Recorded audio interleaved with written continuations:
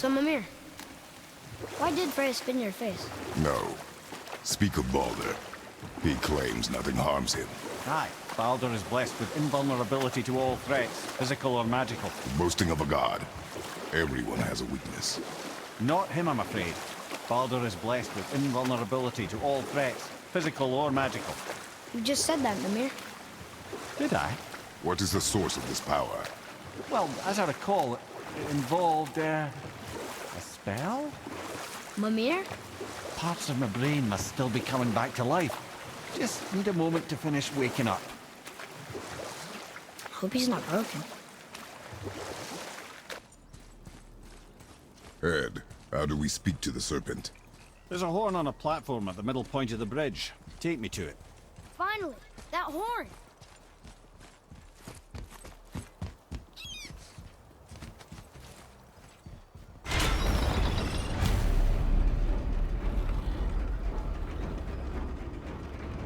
Good.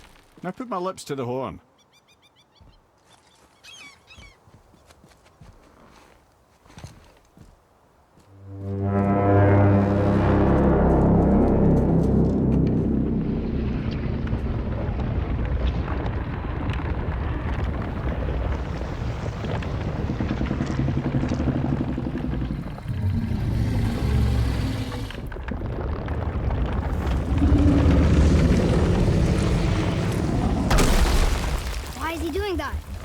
Odin had that statue made in honor of Thor. And seeing as the world's serpent absolutely abhors the fat dauber, he was probably sick of looking at it. But doesn't that hurt?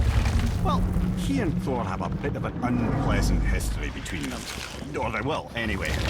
So I guess waking up to see it was worse than the thought of lumps of solid stone passing through his gullet. You want me to ask him? No. Our only concern is Jotunheim.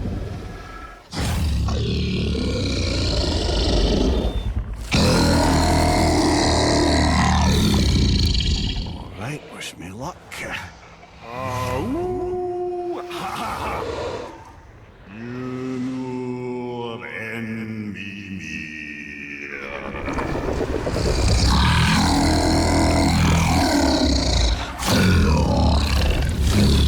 I've still got it, lads. He remembers me.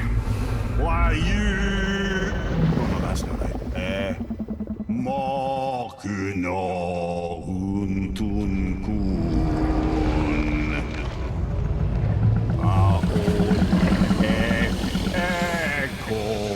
Ekonothun ovunora.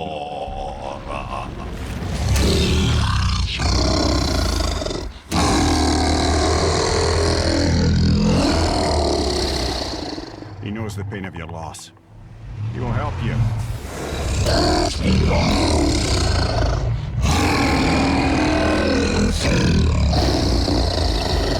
Fafnir Forbur. Curious. What is it? Oh, nothing to be concerned about. What is he doing? Making sure we're headed in the right direction. Listen closely now. We need two things to get us into the land of the giants. First, we need to learn the travel rune that opens realm travel to Jotunheim. Second, we need to carve that rune into the special gateway. That one on the peak where we first met you? Correct. Except the giants, in their infinite wisdom, saw to it that no ordinary chisel would do the job. Only the tip of a magical chisel opens that gate. Luckily, I know where it is, and it's not far. He looked kind of mad for a moment there. Now that, he thought I said you were friends of Odin. You'll forgive me. I've never spoken the ancient tongue sober.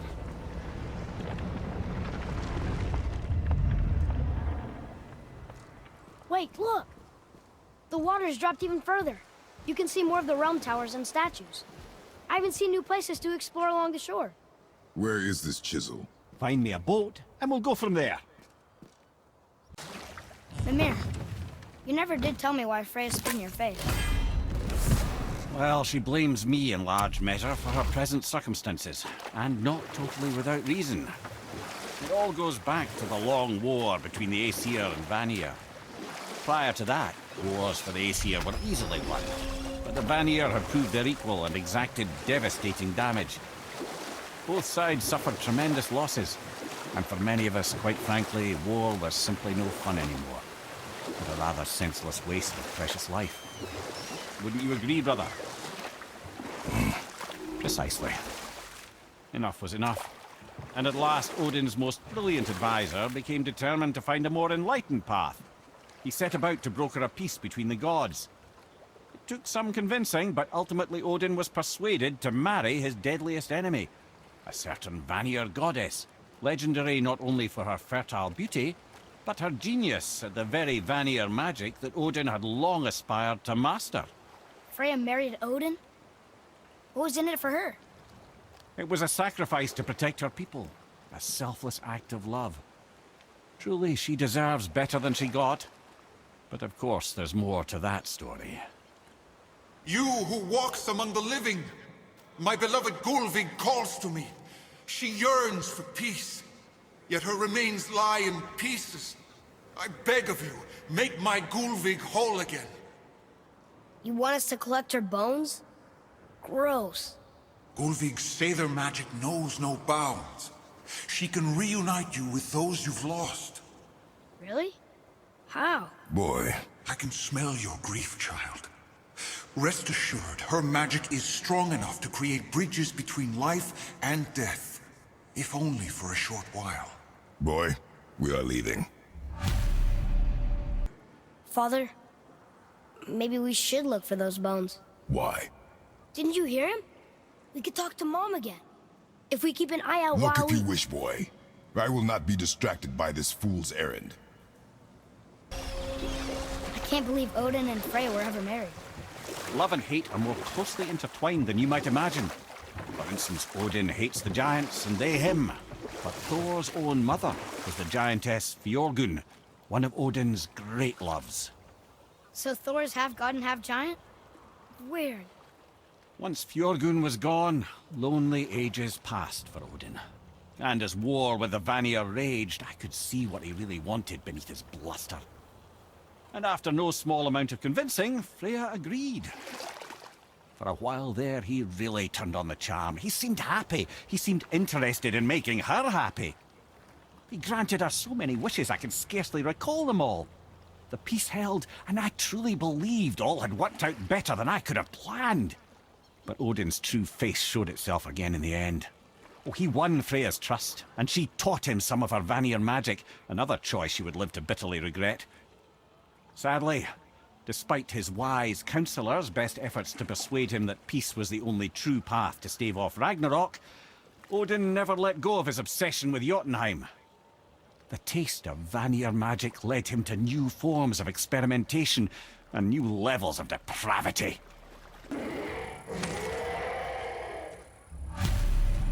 These bones pulse with magic. It must be Golvi. Could we just hold on to it? Maybe we'll find the rest of them. Your spirit lies to you, boy. How would you know? I have known many spirits.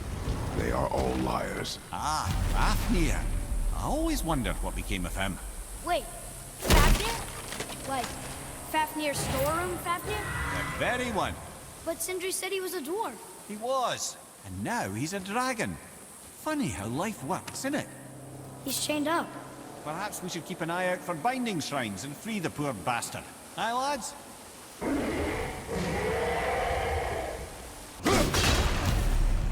How did your friend become a dragon, Mimir? Oh, he's no friend of mine. This little scrote was a constant source of annoyance amongst Aesir and Vanir alike. Then why free him? Trust the recently liberated brother. No one deserves to be held captive like this. Greedy little dwarf come dragon.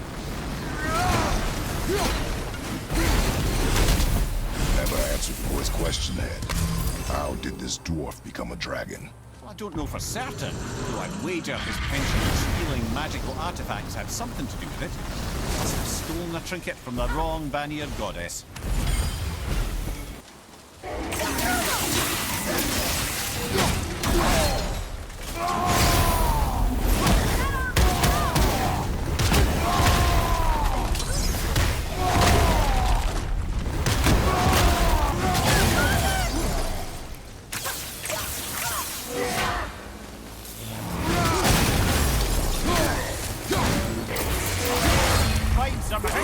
Time to set him free.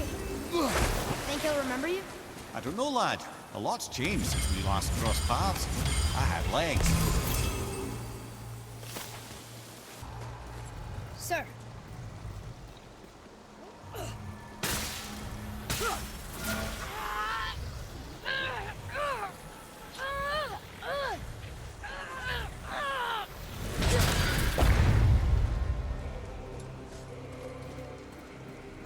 There you go, you wee little bugger. Free.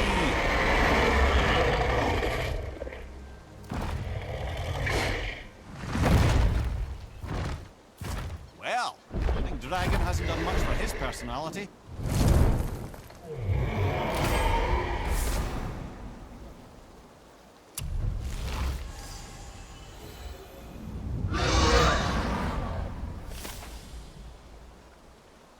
Trusting the spirit to keep its word is foolish, boy. But if there's even a chance, don't you want to see Mom again? Of course I... She is gone, Atreus. You must accept this.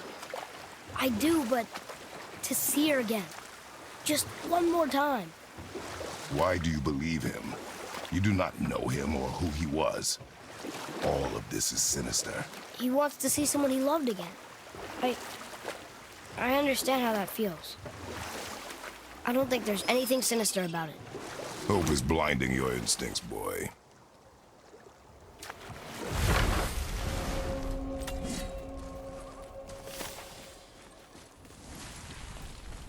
Bothar, Frimund, Erik. Are you okay? No, son. My goods are underwater. My men are drowned, and yet their bodies continue to walk the beaches. Hellwalkers. They plague these lands. I was their captain. They died because of me. But these abominations sully their memories. I will find a way to free them from their tortured state. In this, I am determined. The thunderstorm scattered all three of my ships across the lake. I know not what I did to anger Thor. But his judgment was swift and brutal.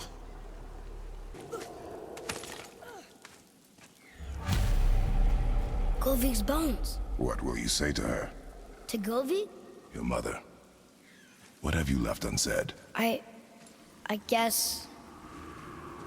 I just want to know if she's okay. She is dead, boy. I know that, You don't understand. Neither do you.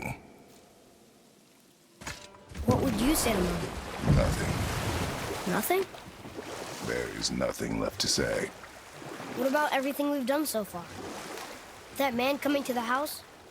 Talking to the world serpent? We've done so many amazing things. I just want to tell her about them. Don't you? What else would you say to her? I tell her that we're both okay. Not to worry about us. Atreus, I miss her too. You know this. I thought I knew very little.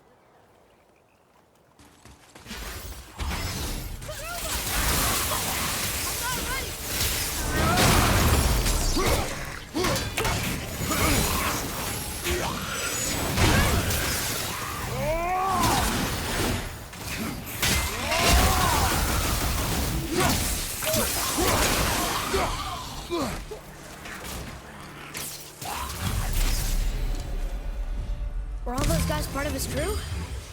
That's a tough crew. And all were his responsibility. That's a lot of responsibility. Does it frighten you? Responsibility. Oh, no. I don't think so. I mean, I think it used to, but not as much anymore. Why is that? Well, being out here, with you, makes me feel more grown up. You're dead? You're very perceptive and reckless. Take caution when lighting these braziers. Sailor and Hellwalkers will swarm to the flames like moths. I assume we have you to thank for freeing us from a watery grave. Us? Other spirits. The Lake of Nine is full of them. Most are able to move on from this realm, but we, lucky few, are stuck here in Midgard until our affairs are in order. Perhaps you can help them as well. We have no desire to help you, Spirit. Ah, but you already have. I only wished to see the sky again. Farewell.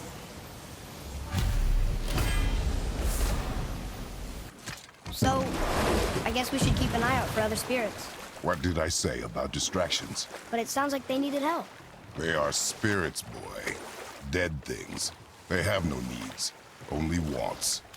It feels wrong to ignore them. We will get over these feelings. Mom would have wanted to help them. What was that, boy? Nothing.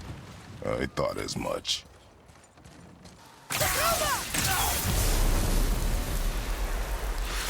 Seriously. How did this one captain lead so many men? He had their loyalty, so they followed. And then they all died. He must have been a bad leader. Why do you think that? Well, he led all these men to their deaths. True. But these men chose to follow. Even good leaders make poor choices. The best take responsibility for them. Remember this. Tyr's braziers, a symbol of the light that binds all realms together. Why would he use those strange runes, though? Now you mention it, he wouldn't. Father, were you ever a leader? Many years ago, yes. I led men in battle. Were you a good leader?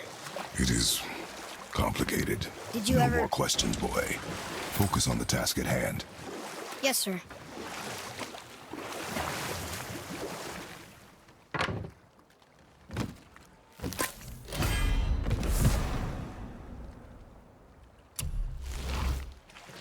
Okay. Obviously the marriage to Odin didn't last. But how did Frey end up a hermit in the woods? Oh, that was a singular piece of cruelty, even for Odin. As if the marriage wasn't punishment enough. Freya was better to him than he deserved. She stuck it out through all manner of indignity, all in the name of maintaining peace and safety for her people. But Odin's madness, his tyranny, his corruption of her magics, it became more than she could stomach, and at long last she broke it off. Odin's wrath was fierce, and his curses upon her were more than she dared to fear. Enough. No stories. Not while on foot. Our focus is the road. Completely understand. I'll finish later, lad.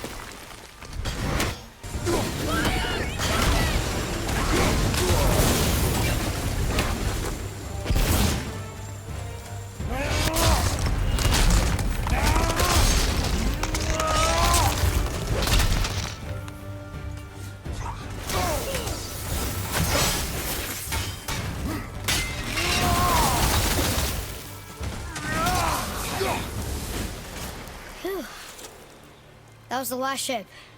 I hope the captain will be satisfied now. Unlikely. He was determined to put these men to rest himself. But he would have never been able to. That does not matter to him.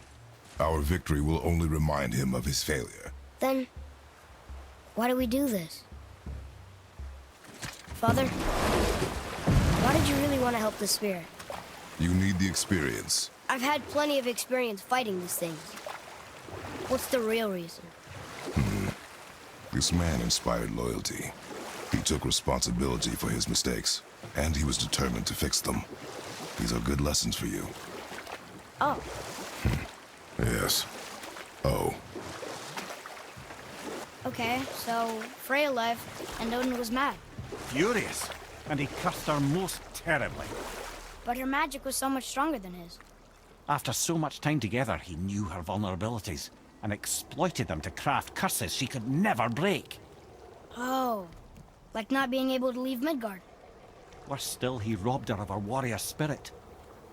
Freya cannot fight, even to defend herself. No living thing may she harm by blade nor spell. In a world this belligerent, what choice does she have but isolation? Poor Freya. I guess if I was her, I'd spit in your face too. Aye, lad. So would I.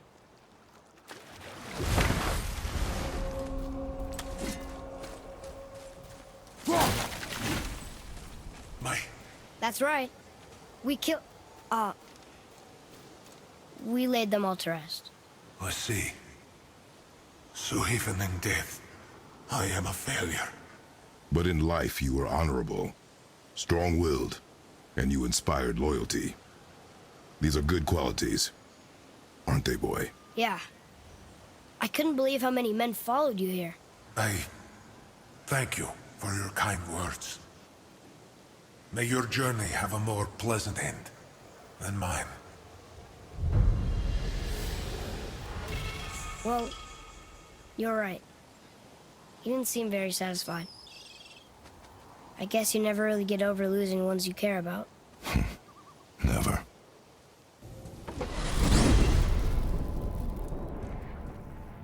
Well, you gentlemen certainly know how to get around. Why don't you tell me how all this began with Balder? He just knocked on our door. Balder of Asgard just knocked on your door. Yeah, he just showed up and started a fight. He said he wanted to know something. He said, I know what you are. Oh, well, we'll circle back to that later. What exactly did he want to know? I was under the floor by then. He said I already knew what he wanted. Perhaps he mistook me for another. Huh, that's quite interesting. Ed, you are full of stories. When will you tell one that entertains? I beg your pardon? He just insulted you. Yeah, I got that. So you want a corker, do you? Very well, my brothers. I'll tell you the story of Fafnir, the brawler. The real story. There was a huge battle, right? His shrine had him in the middle, fighting off Aesir. A pretty story, but no. Fafnir, you see, was born with neither head nor heart. So the giants had to complete him with stone. Or I can just tell you this story later.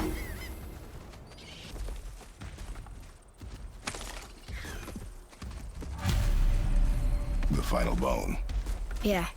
We might as well return them to the spirit. Maybe he will keep his word. I know she's not coming back, okay? I know. Never mind.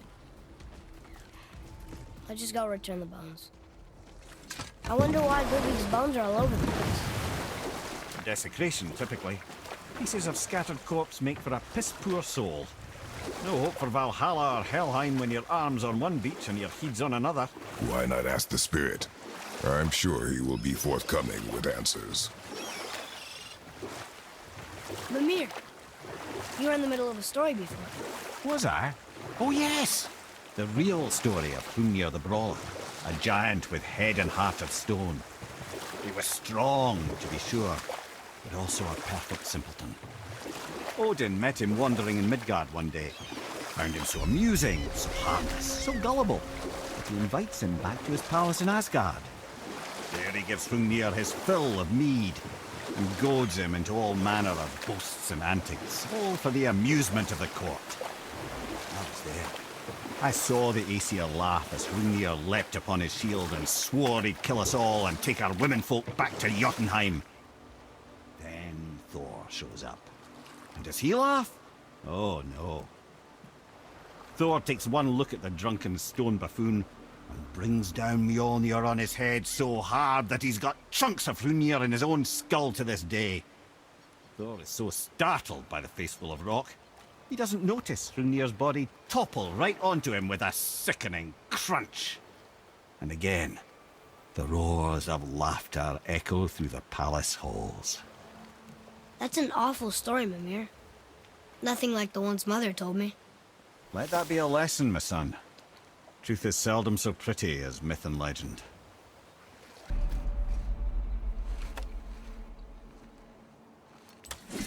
We have collected the rest of your woman's corpse spirit. Show us this magic you have promised. My sweet Gulvig, whole again. Rise, dear Gulvig. Awaken, O powerful Gulvig! Evni ukar bitjast. She says she'll honor our request Eldi fagnar. and reunite us. In Gauder! Okay, you were right. Nightmare!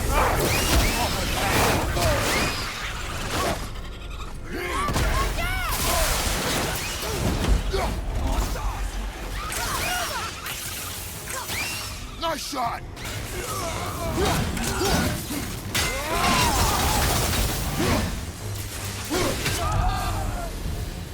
All right. Say it. I told you so. I told you so. You are naive, foolish boy. This is true as well. But do not take your disappointment out on me, boy. Take it as a lesson. Yes, sir.